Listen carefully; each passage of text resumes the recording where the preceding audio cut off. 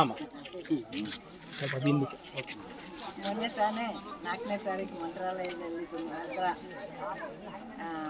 ಅಭಿಯಾನದ 3ನೇ ಹಂತದ ಕಾರ್ಯಕ್ರಮ ಮುಗಿದೋಗಿದೆ.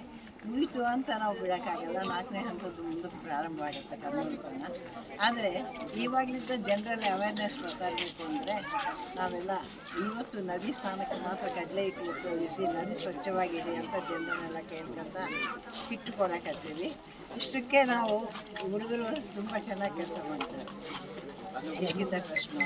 ಆದರೆ ಅವ್ರ ಜೊತೆಯಲ್ಲಿ ಹಿರಿಯರು ನಾವು ಇರ್ತೀವಿ. ಮುಂದಿನ ಕೆಲಸಗಳು ನಮ್ಮ ನದಿ ಸ್ವಚ್ಛತೆ ನಾವು ಕಾಪಾಡಬೇಕು. ಸ್ಕೂಲ್ ಮಕ್ಕಳಿಗೆಲ್ಲ ಕೊಡ್ತಾ ಇರ್ತೀವಿ. ಆದರೆ ಒಂದು ನಾವು ಹೇಳಿದ್ರೆ ಮಾತ್ರ ಎಲ್ಲರೂ ಗೊತ್ತಾಗ್ಲಿಕ್ಕೆ ಸಾಧ್ಯ.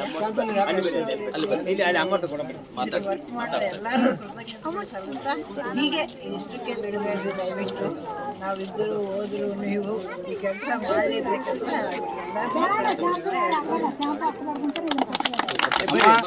ದಯಮಾಡಿ ನದಿ ಸ್ವಚ್ಛ ಇದ್ದರೆ ಆರೋಗ್ಯ ಸ್ವಚ್ಛ ಇರಲಿಕ್ಕೆ ಅದೊಂದು ಕಾರಣ, ಮುಖ್ಯ ಕಾರಣ. ಎಲ್ಲೇ ನದಿ ಸ್ನಾನಕ್ಕೆ ಹೋದಾಗ ಸೋಪು ಶಾಂಪು ಬಳಸಬೇಕು. ಅದರಿಂದ ರೋಗ ರುಜಿನಗಳು ಜಾಸ್ತಿ ಆಗ್ತದೆ. ಸಹಕರಿಸಲಿಕ್ಕೆ ಧನ್ಯವಾದಗಳು ನಿಮಗೆಲ್ಲರಿಗೂ.